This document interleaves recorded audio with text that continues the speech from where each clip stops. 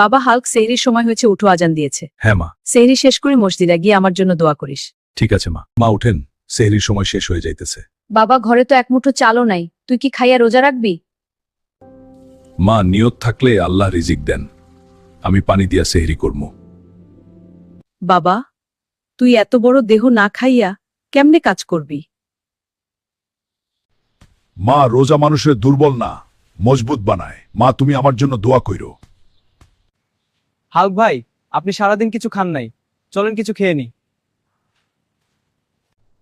না ভাই, রোজা রাখছি, আর রোজা রাখলে আল্লাহ শক্তি দেয়। মা, আজ ইফতারে গরম ভাত, ডাল আর খেজুর আছে। আল্লাহ আমাদের চোখের পানি কবুল করছেন। মা, ইফতার খাওয়া শুরু করো, আজান দিচ্ছে। বিসমিল্লাহির রহমানির রহিম। নে বাবা, তুইও খাও। ভাই ও বোনেরা, যদি আমাদের রোজার কষ্ট আপনাদের মনে লাগে, লাইক আর সাবস্ক্রাইব কইরা পাশে থাকেন।